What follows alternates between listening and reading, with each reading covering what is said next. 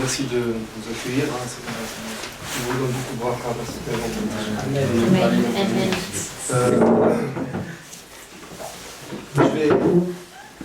je vais essayer de faire le cours, ce qu'on va discuter là en deux parties, les Hashem. Alors, une première partie, ça va être pour essayer de comprendre un petit peu le problème qu'il y a eu avec le Vaudor, le Hegel. C'est quelque chose qui est très très difficile à comprendre en réalité. Et une deuxième partie, ça va être... je voulais parler, parce qu'il me semble que c'est quelque chose de très important dans notre époque, il me semble, de l'Akpada. Vous savez, l'Akpada, c'est de ne pas être pointilleux des uns vis-à-vis des autres. Et surtout qu'on arrive bientôt dans la période de Purim, où on voit que Purim, c'est une période où on doit montrer qu'il y a une ahva, il y a une fraternité entre nous. Alors, je voudrais vous montrer après ces trucs-là de Akpada et aussi de kafsrout, c'est-à-dire qu'il faut juger les kafsrout, il faut juger son prochain du bon côté et ne pas regarder toujours le problème, le mal caché chacun, parce que tôt ou tard ça nous retombe dessus après.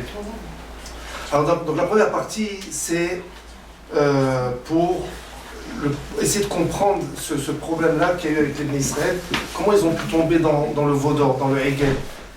Alors que vous savez que les Bnei Israël sont sortis d'Égypte, avant la sortie d'Égypte, ils ont vu évidemment tous les nissim, tous les miracles qu'il y a eu, les 10 plaies, l'ouverture de la mer Rouge, et quelques jours où il a fait tomber la manne, toutes ces choses-là. Et comment, pratiquement 50 jours plus tard, puisque ils sont sortis le 15 Nissan, et ils ont reçu la Torah le 6 Sivan, 50 jours plus tard, c'est ce qu'on fait quand on fait Sfirat mer, ils sont tombés dans ce travers-là du Vaudor, l'Avodazara. C'est possible une chose pareille. Surtout qu'on parle que ce sont des gens qui étaient, vous savez ce qu'on appelle ça, d'Ordera, c'est la génération de l'intelligence, qu'ils ont reçu la Torah, c'est des gens très intelligents, comment ils ont pu tomber dans cette chose-là? Alors, il y a un Midrash qui dit, comme ça, vous savez, dans Shir HaShirim, c'est marqué, les biftani be'ahat me'enayir. Ça veut dire, je t'ai regardé avec un seul œil. Quand on regarde comment? Avec les deux yeux. D'accord, mais pas je trouve ton principe, on n'est pas bon, on regarde avec les deux yeux.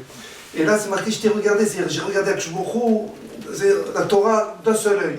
Mais l'autre œil où il était du côté du Vaudor.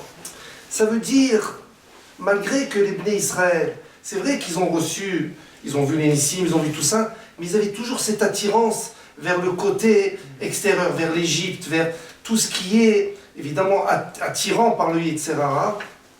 Donc ils avaient les deux côtés. Ils étaient attirés d'un côté vers la Torah, parce qu'on ne peut pas faire autrement, puisque on a eu tous ces nissim là. Et de l'autre côté, on est attiré vers ce qui est extérieur, la Avodazara, toutes ces choses-là. Quand on a les deux, comme ça, on a ce tiraillement-là, alors, ça ne peut être que quelque chose qui va aller à la dérive. Toujours, quand on est tiraillé, toute notre vie, c'est ça en réalité. On a un tiraillement, toujours un tiraillement. Est-ce que ça c'est bien, ça c'est bien, ça c'est mieux? Je voudrais faire ça, mais d'un autre côté, bon, mais il y a ça. Il y a toujours ce tiraillement. Dès qu'il y a un tiraillement comme ça, automatiquement, alors, Shalom, on peut tomber dans un travers tellement grave comme le cas de la Rotation. On va essayer d'apporter plusieurs preuves de la Gemara et d'autres endroits. Et vous allez voir que c'est tellement flagrant cette chose-là, c'est tellement vrai en réalité. Si on se donne la peine de réfléchir. Vous savez que dans la paracha, donc on a lu le Vaudor, la paracha qu'on a lu, et dans l'Haftara, toujours, vous savez que l'Haftara, ça a toujours un rapport direct avec la paracha, sur un sujet de la paracha. Alors juste une petite parenthèse pour que vous sachiez pourquoi on fait l'Haftara, parce que, vous savez, à l'époque des Romains, les Romains, ils ont interdit qu'on lise dans le Sefer Torah. Alors puisqu'ils ont interdit qu'on lise dans le Sefer Torah, les Chachamim ont dit, bon, qu'à cela ne tienne, on a encore, Baruch Hashem, de quoi, on a des histoires avec tous les Névim, tous les prophètes. Alors on va essayer de trouver un sujet qui a un rapport avec la paracha. Et le sujet qui avait comme rapport direct avec notre paracha donc, du Vaudor, c'était avec Eliyahu Navi. Vous savez qu'Eliyahu Navi, c'était à l'époque du roi Ahav. Eliyahu Navi, c'était l'un des derniers survivants des prophètes. La femme de Ahav c'était un roi malheureusement juif, mais Racha, et sa femme, Isabelle. Elle n'était pas catholique celle-là, mais elle était pas trop catholique. Alors, elle a décidé, elle voulait absolument tuer tous les Névim. Et comment il s'appelle Eliyahu Navi s'est caché pendant 3 ans, il n'a pas plu, il a dit à Ahav, tu verras, tu ne tomberas que par moi. Pendant 3 ans, il n'a pas pu, il y a eu énormément de problèmes. Jusqu'au moment où, en fin de compte, le clan d'Israël, ils étaient attirés par la Vodazara. La Vodazara en vogue, à la mode en vogue de l'époque, c'était Baal, la Vodazara.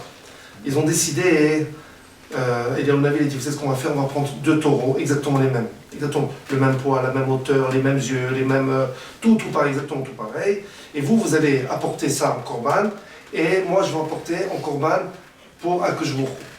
Celui qui est accepté par Dieu, c'est lui qui... Ça prouve que c'est lui le vrai Dieu. Et évidemment, Baal, ils ont essayé d'apporter ce Korban-là, ça n'a pas marché. Et ils ont apporté... Yahunavi, il a amené ce Korban, et ça a marché. Et Yahunavi, il a dit cette phrase qui est tellement connue. Oui, Ad Bataille, jusqu'à quand vous allez être entre 2 chemins, entre 2 chaises? Jusqu'à quand vous allez être? Ou vous faites tout Baal, faites tout Avodazara, et vous faites tout, Avodazara entièrement. Ou alors, vous faites tout que Akshvochu, c'est lui, ou Elohim, Hachem ou Elohim. C'est la fameuse phrase qu'on fait quand on est dans les Slichot, Hachem ou Elohim, oui, sans aller dans toute la tefila de Yom Kippour, on fait que ça, oui, dans les Slichot, Hachem ou Elohim. C'est la phrase qu'il a sortie, Eliyahu, Akshvochu, c'est lui le Dieu. Ça veut dire quoi, c'est lui le Dieu? Ça veut dire, ou c'est lui le Dieu, tu considères que c'est lui le Dieu, et tu vas à fond, à corps perdu dans la Torah, ou alors tu considères que c'est Baal, vas-y, Bechavot. Mais ça veut dire, tu ne peux pas être entre les deux, tu ne peux pas, ou c'est l'un, ou c'est l'autre, mais tu ne peux pas. Il y a un proverbe comme ça qui dit, on ne peut pas danser dans 2 mariages en même temps. Tu ne peux pas être chez l'un, chez l'autre. Bien qu'en Israël, vous savez, il y a des binyanim où il y a un étage, tu as un oulam, ça veut dire une salle de mariage, au-dessus tu as une autre. Donc on peut aller dans les 2 peut-être. Mais ça veut dire en général, en principe, mais pas tout, on ne peut pas danser dans 2 mariages à la fois, c'est impossible. Donc où tu te lances dans Avodazara et tu fais ce que tu as à faire. Ou tu te lances dans quoi? Tu te lances dans la Torah. Mais tu ne peux pas toujours essayer de prendre un peu de là, un peu de là. Ça veut dire, on est en train de voir de là, que dès que tu veux faire un mélange, automatiquement, le Yitzhar est tellement grand que tu vas tomber de toute manière, tu tomberas dans quoi? Tu tomberas dans la Vodazara. Tu te feras piéger, dans tous les cas, tu te feras piéger. Et on voit de là que ça n'existe pas ni gris clair, ni gris foncé. C'est ou tout blanc, ou tout noir. On ne peut pas être moitié comme ça. On peut pas être ou gris clair, ça veut dire on veut être sadique, mais bon, on a des petites connotations un petit peu comme ça, noir, ça fait du gris clair. Ou alors, on n'est pas tellement rachat, on n'est pas tellement sadique, mais on n'est pas non plus rachat, ça on ne peut pas. Ou tout noir, ou tout blanc, on ne peut pas faire les deux. Et c'est pour ça que les Israël, lorsqu'ils avaient un œil vers la Torah, ils avaient aussi l'autre œil vers la Avodazara. Et ce mélange des deux a causé que quand ils ont fait le vaudin. Alors, il y a une autre preuve aussi, dans plusieurs endroits je vous ai apporté. Le cas type qu'on connaît, c'est celui de Caïn. Vous savez que Caïn et son frère Abel, les parents, vous savez, c'était Adam Arishon et Chava. Le monde entier, il était divisé en 4. Chacun, ils avaient le quart du monde. Ils étaient 4. Donc, ils avaient chacun le quart du monde. Caïn, il a pris, en tant qu'héritage, en tant que possession, il a pris tout ce qui est Mechoubar, les Kaka, tout ce qui est rattaché au sol, ça veut dire les cultures. Et Abel, il a pris, lui, tout ce qui est mobilier, tout ce qui est détaché du sol, ça veut dire les troupeaux. Ils se sont partagés comme ça. Et Caïn, c'est lui le premier dans toute l'humanité, bon, ils n'étaient que 4, mais enfin, au début, c'est lui le premier qui a dit il faut apporter un korban à Akashbourou. Il faut lui apporter un korban, c'est normal, tout ce qu'il nous fait, tout ce qu'il nous donne, il faut le remercier. Donc il faut apporter un korban. Donc il a compris l'importance d'offrir quelque chose à Hachem. Avec lui, il n'a pas eu cette idée, il n'a pas eu cette initiative. Qu'est-ce qu'il a fait à Caïn? Il a apporté en korban. C'est lui qui a eu cette initiative. Il a apporté, il y a plusieurs avis, il a apporté du lin. Il y en a qui disent qu'il a apporté du lin. Il aurait pu apporter, je ne sais pas moi, des super mangues, je ne sais pas moi, il aurait pu apporter. Il a apporté du lin, il a apporté des choses qui étaient pas de bonne qualité en tout cas. Et Abel, lui, il a dit, ah, mon frère, il a raison, c'est vrai, il faut apporter. Il a pris le meilleur de son troupeau. Le feu, il est descendu du ciel, il a accepté le korban de Havel, et il n'a pas accepté le korban de qui? De Caïn. À ce moment-là, écoutez bien, à ce moment-là, à ce moment-là, Caïn il a dit, donc il n'y a pas de jugement, il n'y a pas de dayan, il n'y a pas Endin, Endayan, il n'y a pas de jugement, il n'y a pas de dayan, il n'y a pas de rahamim, il n'y a pas de pitié, il n'y a pas quelqu'un après qui va nous payer pour, qui va payer les mitzvot qu'on a fait dans le Olam Haba. Il n'y a rien du tout. Il a décidé, lui-même, il s'est dit, Kfira, je suis kofer, c'est quoi? Il n'y a rien du tout. Endin, Endayan, il n'y a rien. Le monde, il vit sans rahamim, sans rien du tout. Il est efker. Pourquoi? Parce que son korban n'a pas été accepté. Parce que si je ne comprends pas, moi c'est moi qui suis une initiative, on ne me l'a pas accepté. Et lui, Avel, il n'a pas eu cette initiative, il a été accepté. Comment c'est possible une chose pareille? Alors la réponse elle est tellement simple. C'est que c'est vrai que tu as eu cette initiative, tu as compris cette chose-là. Mais si tu continues dans ta logique, ça ne se fait pas que si tu décides d'apporter un korban, tu apportes quelque chose qui n'est pas bon. Ou tu n'apportes pas, on t'en veut pas, d'ailleurs je ne l'ai jamais rien demandé. N'apporte pas. Mais si tu apportes, apporte quelque chose de bien. Avel, il n'a pas eu l'initiative d'apporter. C'est vrai, il n'a pas eu l'initiative d'apporter. Mais quand il a compris qu'il fallait apporter, il a compris qu'il fallait apporter quelque chose de bien. Donc ça veut dire, tu ne peux pas avoir ce mélange-là de il faut faire, et quand je fais, bon, c'est pas obligé que ça soit tellement aussi bien. Que je fais. Voilà, comment? C'est déjà bien que je fais. C'est déjà bien que je fais. Et ça veut dire, voilà, j'ai compris qu'il faut faire, mais c'est déjà bien que je fais. On ne peut pas être comme ça, c'est impossible, on ne peut pas être comme ça. Ou tu fais, et tu fais bien, ou tu fais pas, c'est pas grave. Tu fais pas, c'est pas grave, vaut mieux ne pas faire que de faire les choses tordues. Ne fais pas. Mais si tu fais, fais bien. Enfin, il faut s'efforcer de faire bien les choses. C'est ce qu'on dit aux enfants toujours. Hein. Ou tu fais, ou tu fais pas. Mais si tu fais bien. Sinon, ça ne sert à rien. Il faut leur apprendre ça d'ailleurs. On va aussi, ça veut dire, regardez comment quelqu'un qui a compris, donc il a l'intelligence, ce cas, il a compris ce qu'il fallait faire, il est tombé dans ce travers-là, de quoi? De la kfir. Il a dit, il n'y a pas de Dieu. C'est fini, il n'y a pas. C'est pas possible. C'est pas possible. Moi, je ne crois plus en rien du tout. Regardez comment il est tombé dans cette chose-là. Deuxième chose, quelque chose de très beau, une très belle preuve, c'est avec Shlomo HaMelech. Vous savez que Shlomo HaMelech, vous connaissez tous l'histoire, il y avait deux femmes qui, chacune avait un bébé, et elles ont dormi, et il y a une d'entre elles, qui a étouffé son bébé. Elle a étouffé son bébé.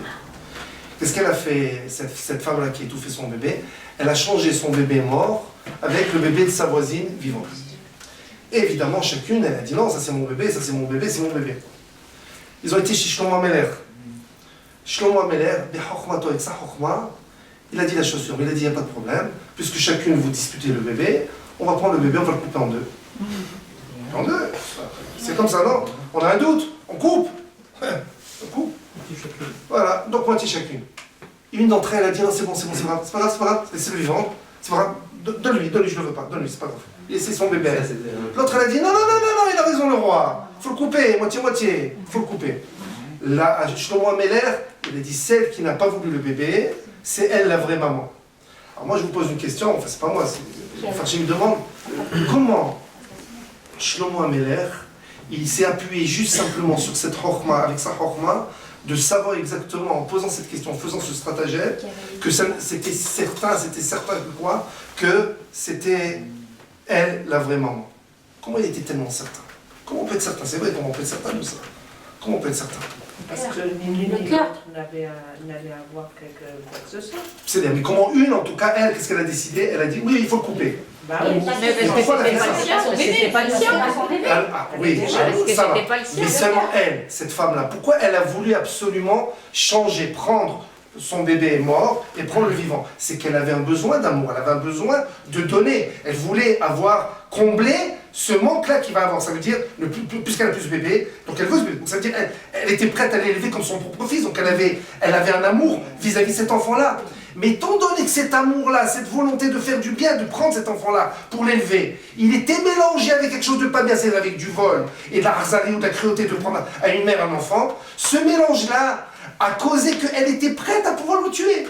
Ça veut dire, ce mélange-là des choses-là, ça a causé que quoi? Qu'elle était prête à accepter de le tuer. Imaginez-vous, ça veut dire, quand tu as un mélange comme ça, de quelque chose de bien avec quelque chose de mal, il ne peut avoir en conséquence de ça, simplement quelque chose de mal. Juste une petite parenthèse, une petite blague, mais pour avancer sur ça. Une petite parenthèse pour une petite blague.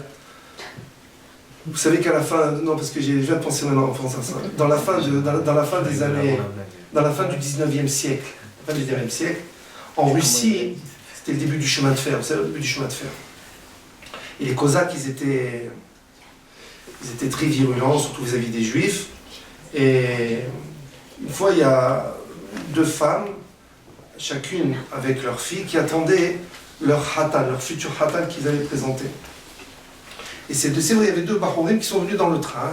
Ils sont fait attaquer par les Cosaques dans le train. Il y en a un qui a survécu, l'autre malheureusement il est niftar. Celui qui a survécu, il arrive donc à la gare avec sa valise et tout. Et les deux belles-mères, chacune elle dit c'est lui mon genre, et c'est lui mon genre. Chacun dit mais non, ils ont été voir le Rav. Le Rav il a dit vous êtes quoi faire, on va prendre le genre, on va le couper en deux. Et il y en a une qui a dit non c'est bon, c'est pas la peine, c'est pas grave, c'est pas grave. L'autre elle a dit oui, il faut le couper en deux. Le Rav il a dit c'est elle la belle-mère. C'est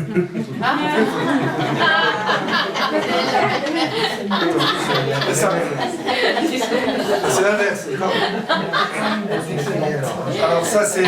Le genre dans tout ça il disait rien, il se taisait. Je vais chercher son mari. Non, pourquoi je vous dis ça? Ah bon? Le comité des belles-mères. Ça va être encore. Non, écoutez, non, parce qu'il est tout pourri, mais tout, faut un peu. Mais pas sur le dos des mères, c'est vrai. On est tous des belles-mères et des beaux-pères, vous savez, c'est pas.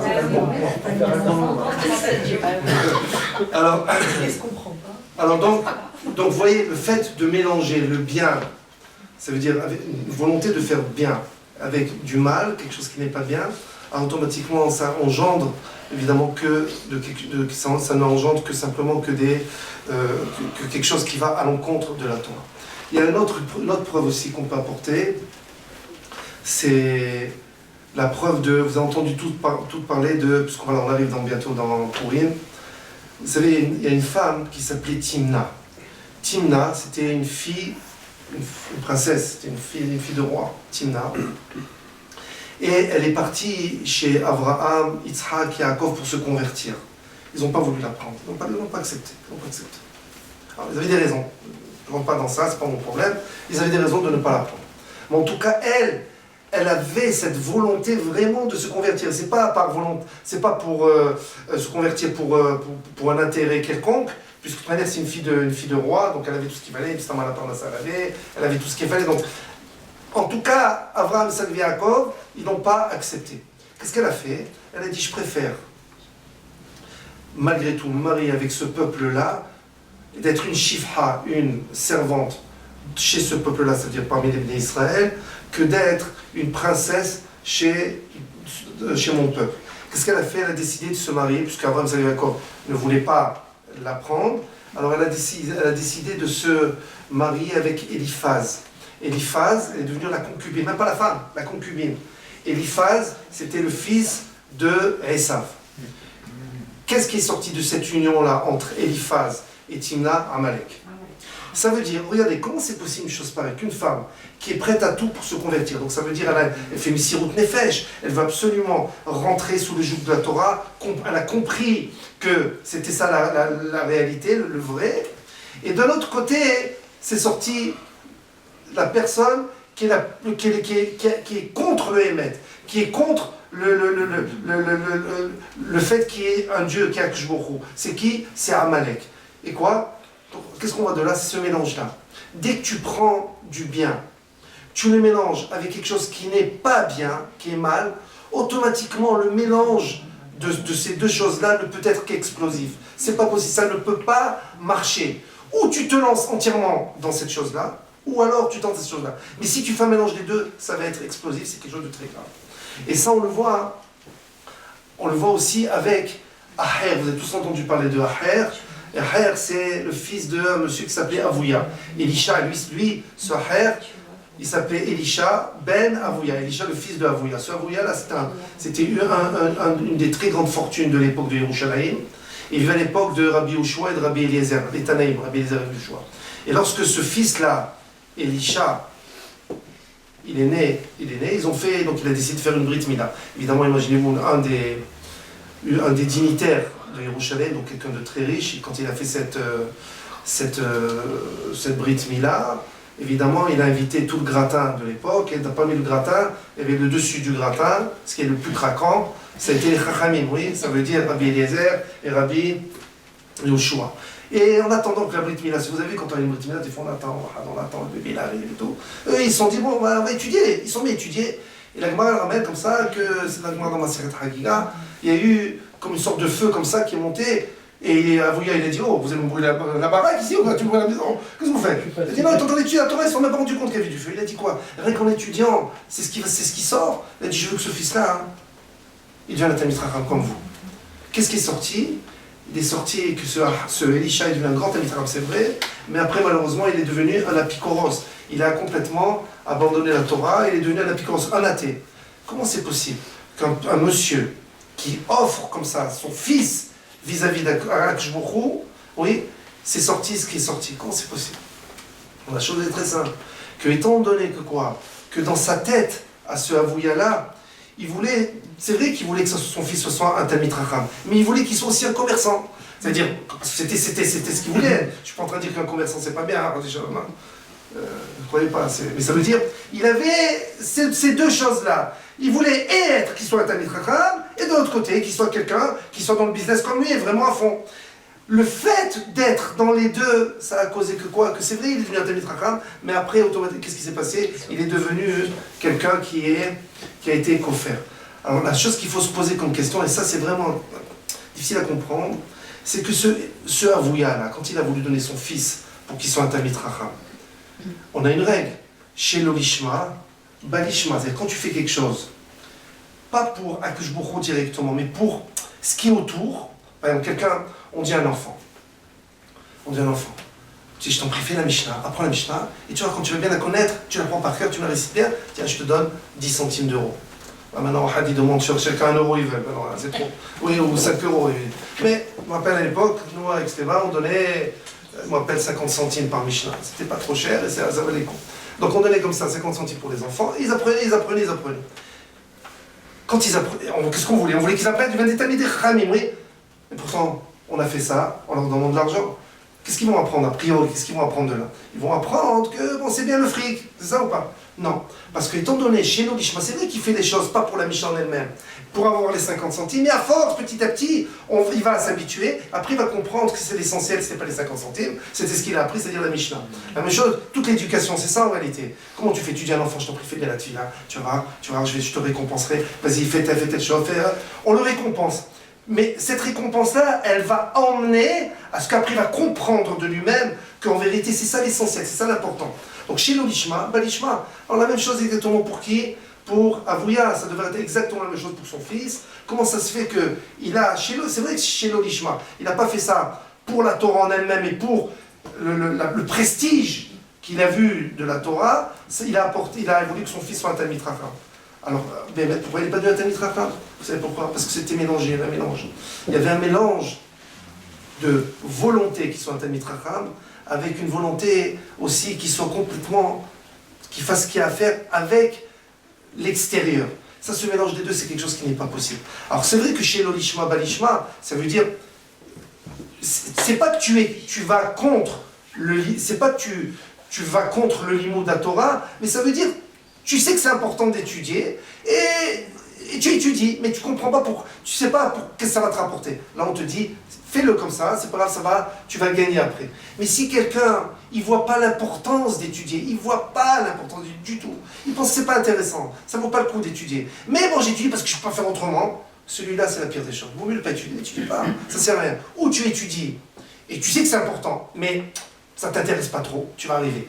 Mais si tu penses que ça sert à rien, j'ai pas envie, alors là, dans ce cas-là, c'est là que ça arrive à des catastrophes. Vous savez que le Chazon Ish, il a dit dans une de ses lettres, le Chazon Ish a dit quelque chose de très important, écoutez bien. Il a dit dans le monde, il y a toujours eu, en tout cas dans le cas d'Israël c'est sûr, il y a toujours eu des moyens. Il y aura toujours des moyens. Seulement ces moyens-là ont envie d'imiter les grands.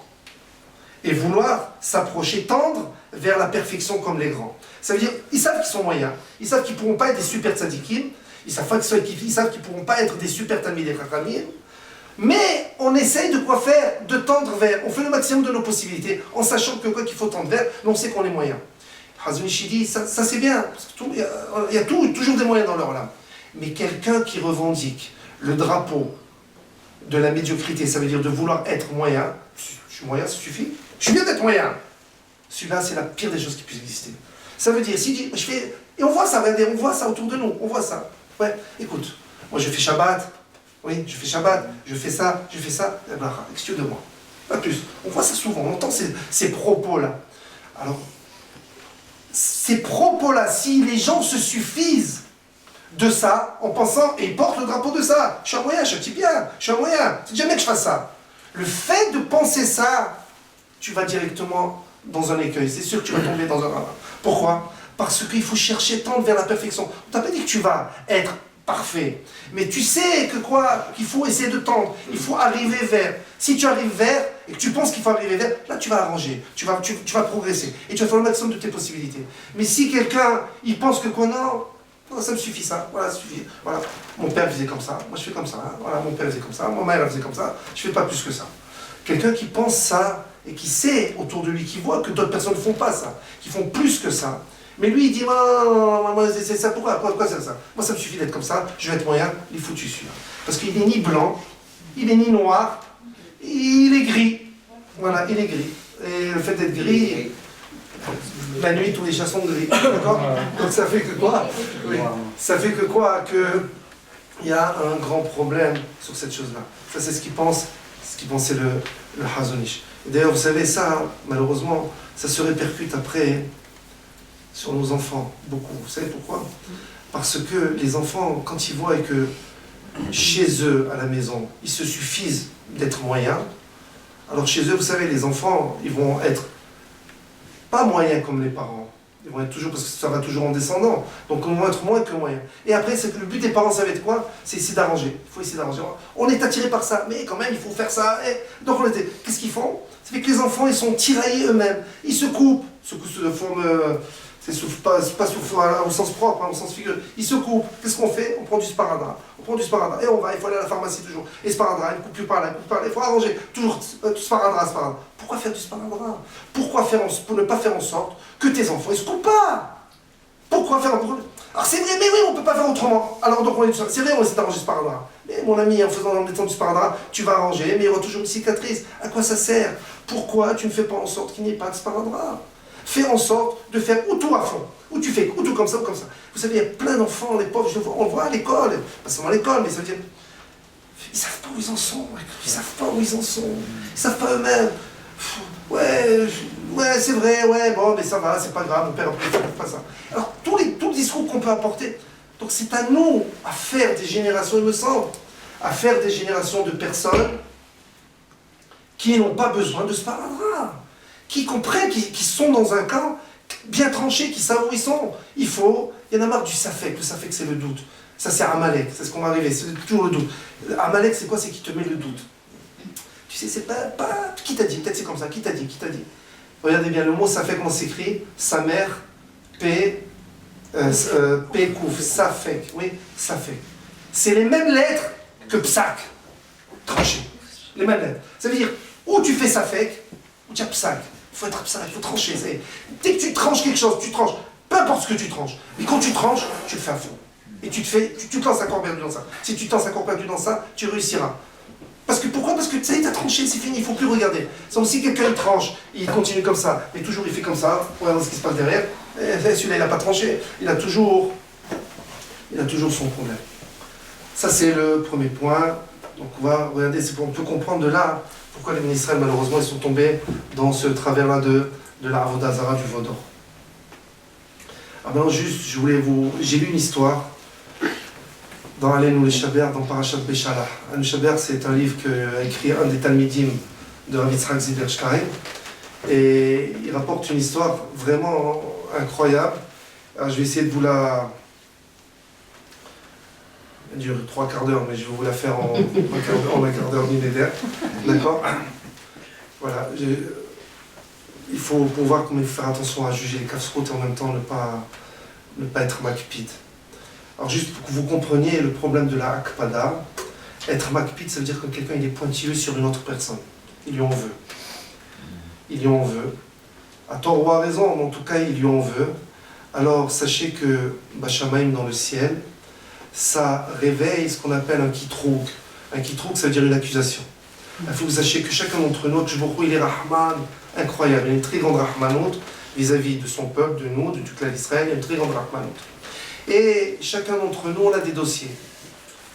Akshbourou, il fait en sorte de ne pas trop ouvrir nos dossiers, parce que si on devait ouvrir nos dossiers, il trouverait des choses qui ne sont pas tellement jolies.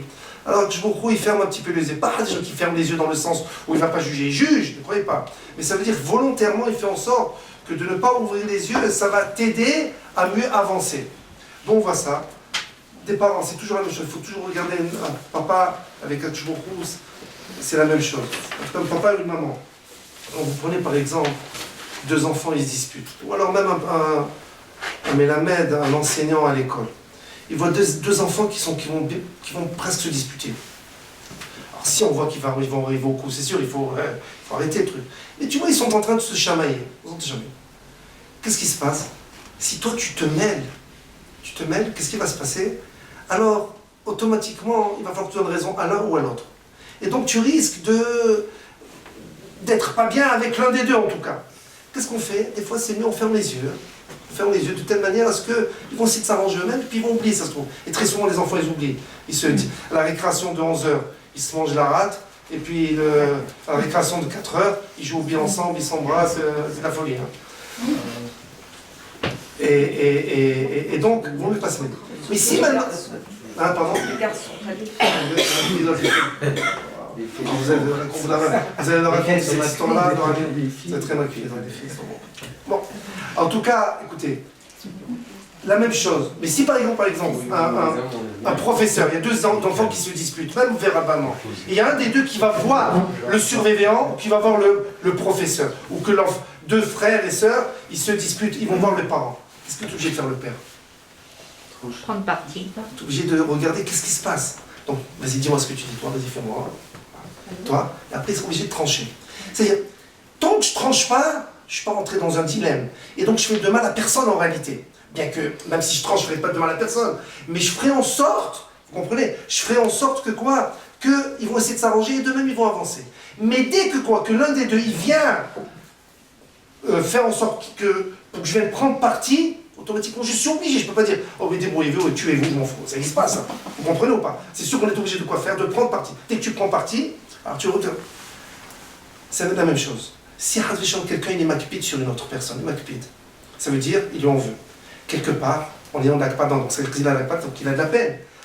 En ayant de la peine, quelque part, il dit à Kjbourou, regarde ce qu'il m'a fait celui-là. Qu'est-ce qu'il fait à Kjbourou?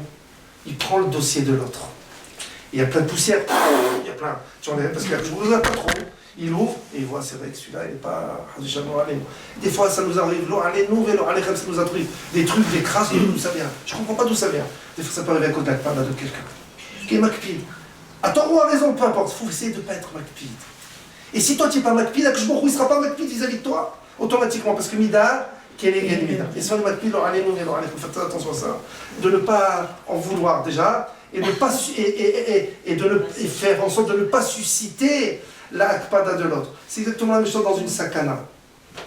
C'est marqué comme ça qu'on n'a pas le droit de se mettre en sakana. Oui, vous savez, on n'a pas le droit, par exemple, imaginez vous êtes en sakana en danger. On n'a pas le droit de se mettre en danger. Ça saute se mettre en danger.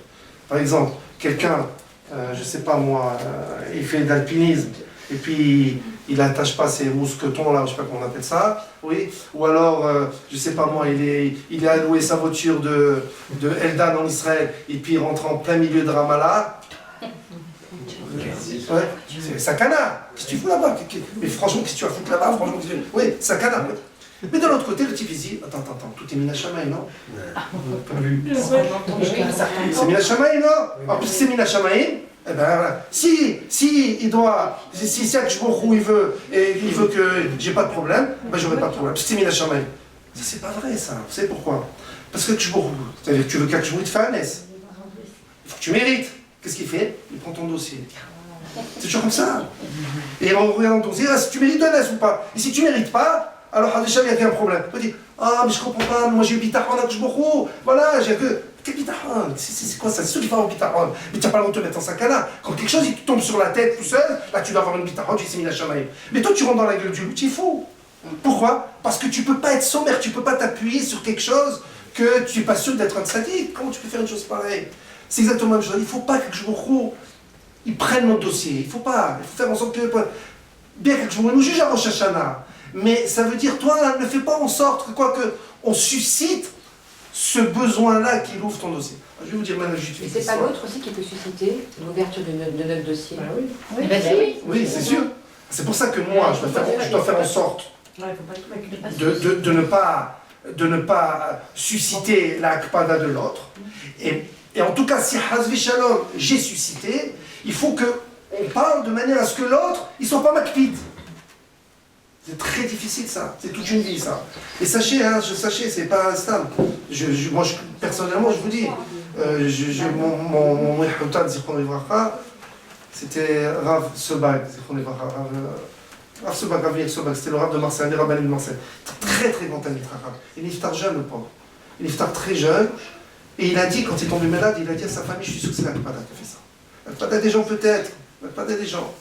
Parce qu'il est un peu dur, c'est vrai, il est un peu dur, mais. Attends, a raison, attends, évidemment. Il est un peu dur, l'Akpada. Il ne faut pas rentrer dans les trucs comme ça, il faut faire en sorte, il faut faire ce qu'il y a à faire, mais il ne faut pas. Et même si on a des reproches à faire aux gens, il faut en faire, parce que des fois, on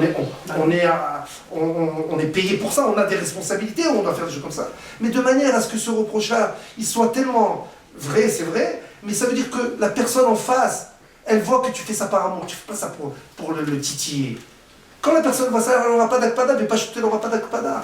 Il faut faire, en tout cas, faire attention à ça. Je regarde juste l'histoire pour vous dire, l'histoire qui s'est passée dans le milieu hassidique. Dans le milieu hassidique. Alors, vous savez, d'après ce que j'ai lu de l'histoire, d'après ce que j'ai compris, ce sont les hassidim innocents, ce sont des hassidim de gour. Il ne dit pas ça, mais d'après, quand on lit l'histoire, on voit à peu près. Parce que c'est les hassidim de gour, ce sont ceux qui sont habillés avec les pantalons comme Tintin.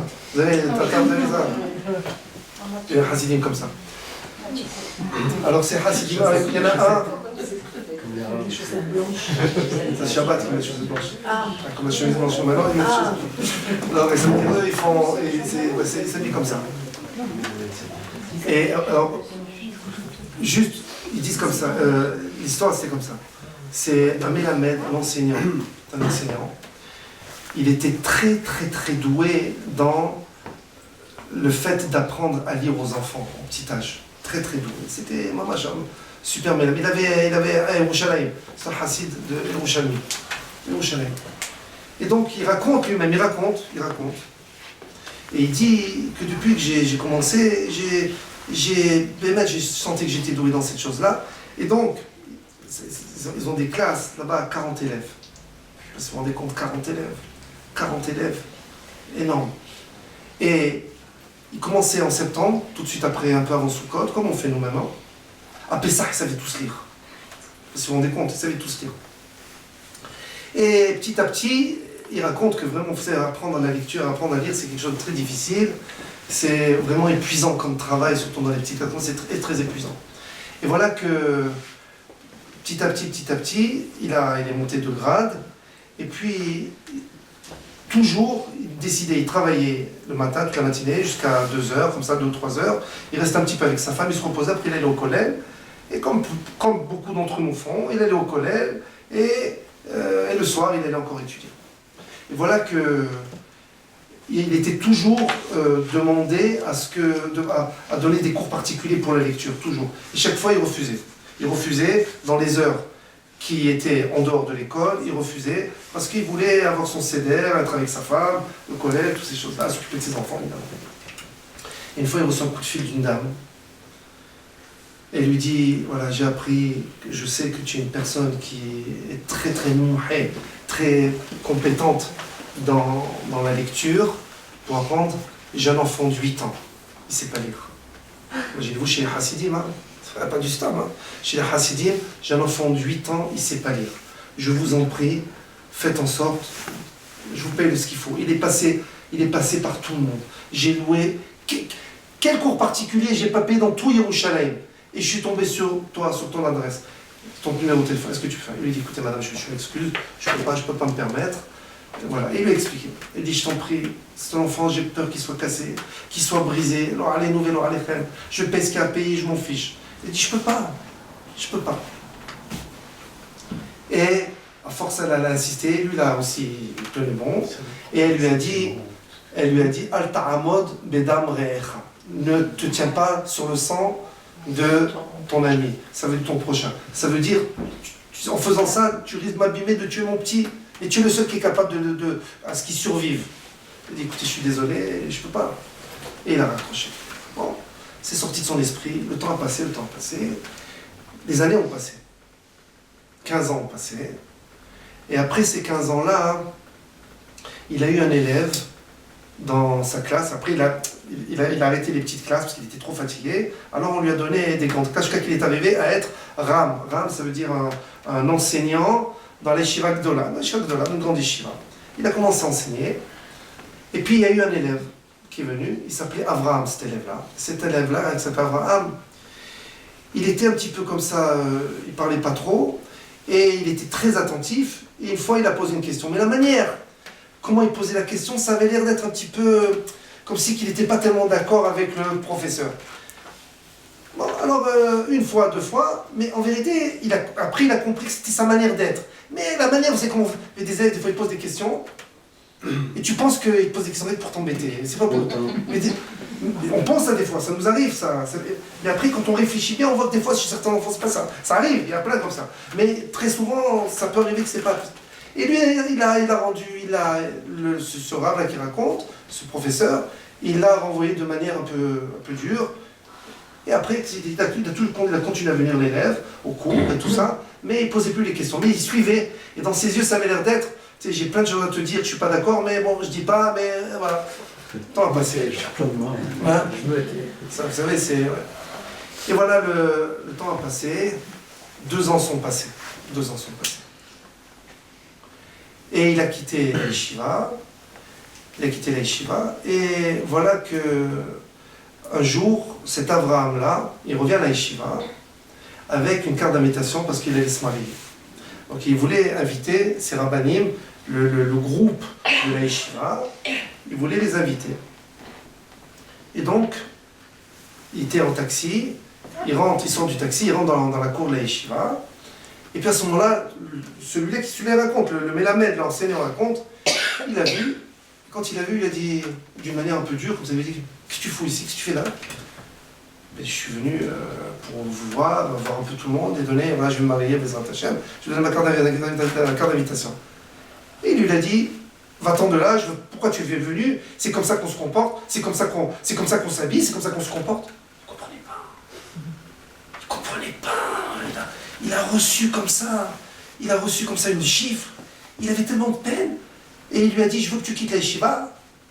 Je veux pas que tu t'approches des autres qui soient un petit peu attirés par ta manière d'être. Je comprends pas de quoi vous parlez. Il a dit, va-t'en de là. Il est parti, il a eu honte et tout. Il est parti. Et le Rav, il a dit, comment un comportement pareil? Comment c'est possible un comportement pareil? Et pourquoi le Rav, celui qu'il a... Pourquoi? Parce qu'il avait une kippa. C'est les Hasidim, ils ont une grosse kippa comme ça. Et là, sa kippa à lui, on dirait qu'elle était un petit peu marron comme ça. Elle était un peu marron, un peu... Vous savez qu'en Israël, dis-moi quelle kippa tu portes, je te dis qui tu es. Vous savez, ça, c'est... Non, on ne sent pas ça ici en France. On s'arrête, on ne sent pas, oui. Alors, il y a des types, vous avez en Israël, ceux qui ont la super grosse kippa, tout ça, c'est des super fromes, c'est les fromes, les péotes et tout ça, ils ont la super grosse kippa. Il y a d'autres qui ont la kippa noire, c'est les orthodoxes, normaux, comme nous. T'as d'autres qui ont la kippa tricotée, ça c'est ce qu'on appelle les Misro, les sionistes. Oui, et tiens, ceux qui ont la kippa comme ça, c'est les Mahorim qui ont quitté la yeshiva malheureusement. Et ils ne savent pas où la mettre là. Chacun il a sa forme, c'est comme ça. En France on n'a pas comme ça. Pas du stade. Je te dirai qui tu as fait.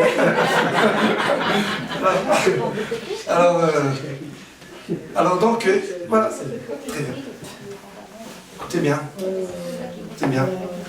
Et ça l'a énervé au Rav comme ça, ce Melamed, ça l'a énervé. Et il est parti donner son cours. Et puis, voilà, le temps a passé. C'est bien. Pratiquement 2-3 mois passent. Un peu plus dans l'histoire, moi, c'est 2 ou 3 mois. Enfin, voilà. Un certain laps de temps passe. Voilà, alors Aleinu Velo Alechem, la femme de ce Melamed, cet ancien-là, on lui a diagnostiqué quelque chose de pas bien. Et le seul endroit où on pouvait essayer de l'aider, de la guérir, c'était en Suède.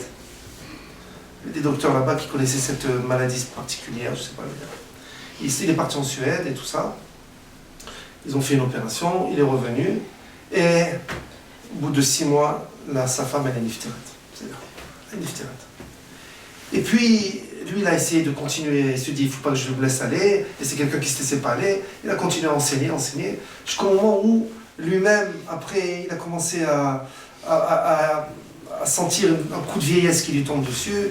Il est tombé, il s'est cassé, alors allez-nous, le col du fémur. Et quand il s'est cassé le col du fémur, il est resté pratiquement 10 heures. 10 heures dans l'appartement, jusqu'à ce qu'un de ses petits-fils il est venu. Pourquoi faire pour le voir, qu'est-ce qui se passe? On n'a pas de nouvelles de lui, on sonne au téléphone, rien du tout. Il est rentré, quand il est rentré, il a vu par terre. Évidemment, il a été hospitalisé, il a passé des semaines, des mois, et il avait très mal au dos, il avait une vertèbre comme ça dans le dos qui était, on ne pouvait pas l'opérer parce qu'avec son il commençait à être âgé, mais le temps passe. Jusqu'au moment où il s'est dit, c'est la folie, c'est quoi ça? Tout ce que j'ai fait, j'ai enseigné, j'ai donné, j'ai fait, c'est quoi ça? C'est quoi? C'est quoi qui s'arrive? On se pose des questions, hein, toute une vie comme ça, on se pose des questions.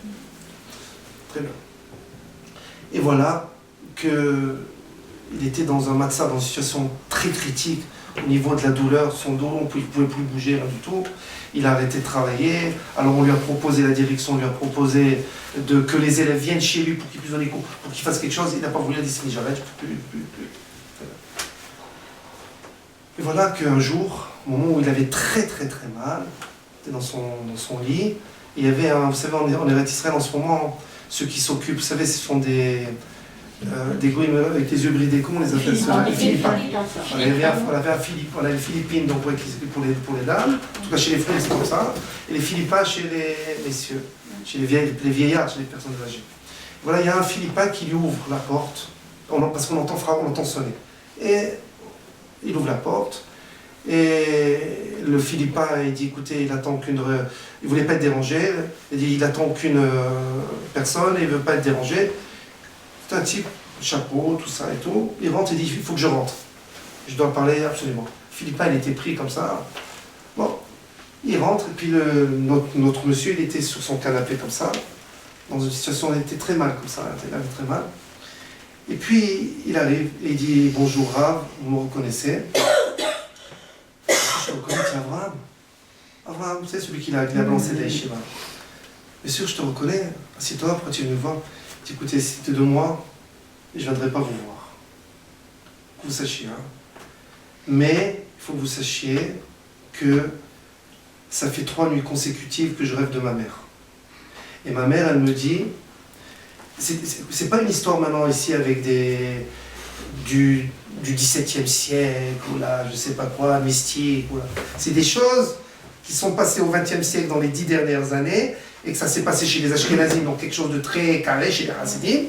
Et donc, un des Gdolim, il dit, il faut absolument raconter cette histoire-là, il faut la raconter. Et il dit, voilà, j'ai rêvé 3 fois consécutives de ma mère, et chaque fois elle me dit, va demander Mehila à tel, de ta part et de ma part à moi. Alors la première fois, j'ai laissé tomber, la deuxième fois aussi, la troisième fois, elle m'a dit, je t'en prie, il faut que tu ailles, c'est hyper important, il faut que tu ailles. Il faut que tu ailles. Et comme ma mère, Zichrona Livracha, il faut absolument que j'écoute ce qu'elle dit. Donc voilà, je suis venu, voilà. Je viens de la part de ma mère, qu'elle demande Mehila. Elle te demande Mehila, elle te fait Mehila, elle te fait Mehila, et moi aussi je te fais Mehila et je te demande Mehila. Il lui dit, mais attends, excuse-moi, mais pourquoi, comment ça se fait, qu'est-ce qui se passe et tout. Et il lui a dit, ben je sais pas, voilà, je suis venu, j'écoute ce que ma mère a dit, je sais pas. Il m'a dit, mais je savais pas que vous étiez dans cette situation tellement critique comme ça. Il lui a dit, si tu savais, voilà, il a raconté que sa femme, elle était niftéret et tout ça. Il a dit, il y a combien d'années? Il dit juste quelle date elle est, vous avez appris qu'elle était malade. Il a dit le 7 Adar. Alors le garçon, ce Abraham-là, il s'est assis comme ça sur le canapé. Il a dit le 7 Adar, c'est je me suis marié. Il faut que vous sachiez, quand je me suis marié, toute la soirée, depuis la roupa jusqu'à la fin, j'ai pas arrêté de vous maudire. Oh là là. Pour le mal que vous m'avez fait. Et vous savez quel mal vous m'avez fait? Vous avez aucune idée quel mal vous m'avez fait. Vous avez aucune idée quel mal vous m'avez fait. Je suis venu de la yeshiva. Je suis allé à la yeshiva parce que j'étais tellement content pour vous donner à chacun une carte d'invitation. Et vous vous rendez pas compte quel mal vous m'avez fait. Je ne pouvais plus. Sous la choupa, au mariage, en dansant, je pensais à vous, le mal que vous m'avez fait. Je vous ai maudit, je vous dis la vérité. Il a dit, mais pourquoi tu m'as fait ça? Il a dit, vous ne vous rendez pas compte comment vous m'avez renvoyé? Vous savez comment j'ai souffert, vous ne savez pas comment j'ai souffert pour me marier. Mon frère, vous savez que chez les Hasidim, si tu ne rentres pas dans le sentier, dans le chemin de la Hasidou, des Hasidim comme eux, tu ne peux pas te marier entre eux. Ils se marient contre les Hasidim, vous savez. Ça fait que quoi? Que si tu sors de chemin battu, eh ben, il faut que tu te battes. C'est le cas de le dire, oui. Et donc, qu'est-ce qui s'est passé? Il a dit, vous savez, pour me marier, comment j'ai dû souffrir, vous savez pourquoi? Parce que mon frère, Yehuda, oui, il est sorti du chemin des Hasidim comme nous.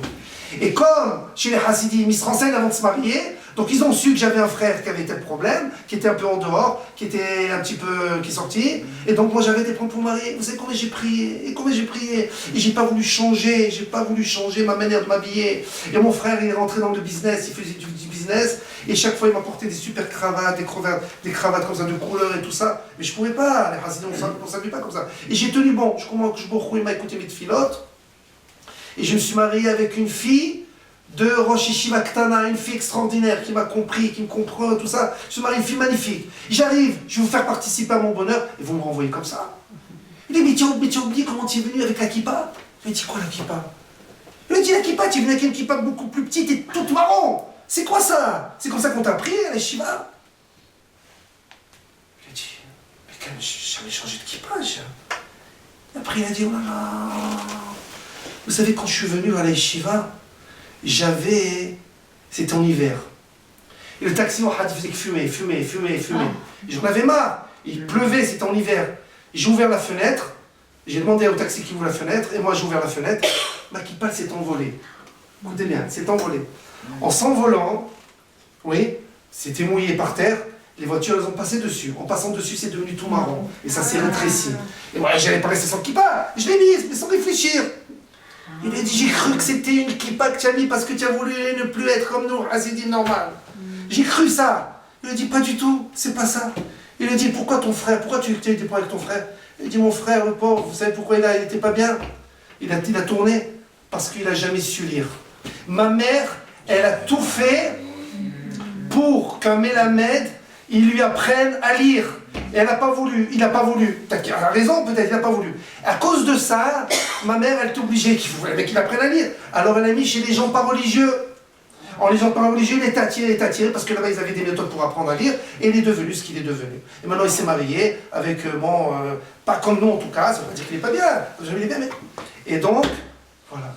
Et maintenant il a dit, maintenant je comprends pourquoi ma mère elle a demandé qu'on fasse Mehila, et pourquoi elle m'a demandé que moi je vous fasse Mehila. En tout cas, moi je vous Mehila et tout. Quand il a vu ça, il s'est mis à pleurer, évidemment. Lui aussi, le jeune, il s'est mis à pleurer, là, et tout ça. Regardez comment, tout un concours de circonstances qui fait que quoi? D'un côté, il n'a pas l'autre, le Rav, il n'a pas jeté les kafsrout, et l'autre, il a été makpid. Les deux, c'est un mélange explosif. On revient à ce qu'on a dit au début. Et donc, ça a causé ce que ça a causé. Il est parti, il lui a dit au revoir, il est parti. Le lendemain, il allait mieux dans la vertèbre. Quelques jours après, il arrivait à marcher sans aucun problème, il allait bien. Il a été voir un des Gdolim, il lui a dit, il faut absolument que tu racontes cette histoire, il faut absolument être matfi, ça veut dire, qu'on appelle ça, imprimer, diffuser cette histoire, pour qu'on se rende compte à quel point c'est grave d'être matpid, et c'est grave de ne pas juger les kafsrous. Et il a dit, voilà, que cette histoire, ce qu'il a fait, il a arrêté tout, évidemment, enfin, il a décidé de prendre tous les enfants qui avaient des problèmes de lecture, tous les enfants, de les prendre, et leur enseigner gratuitement. Il a dit ça, je crois que c'est mon tarif dans ce rôle-là. Il a décidé de faire ça. Et il a dit, voilà, je raconte cette histoire pour que tout le monde diffuse, pour que Yehuda ben Rivka, il fasse tchouva. C'est quoi? C'est ce type-là qui il a tourné parce que il était, vous savez, quand on est en échec scolaire, alors allez, nous c'est comme ça qu'on peut tourner.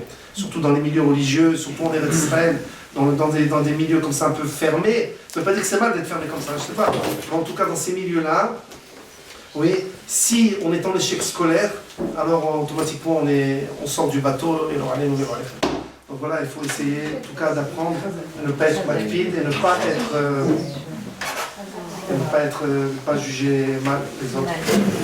Si on fait ça, que beaucoup il fait aussi comme ça de la même manière, il ne regarde pas notre dossier.